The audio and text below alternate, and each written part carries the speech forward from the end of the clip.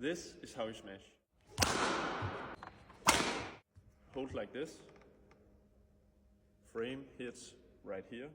For me, there is 3 steps when you smash. First one is opening up in your upper body. Elbow up, so it's not here, here. Then elbow up, swing.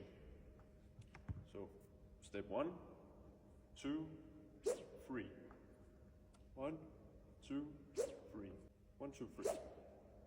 Okay?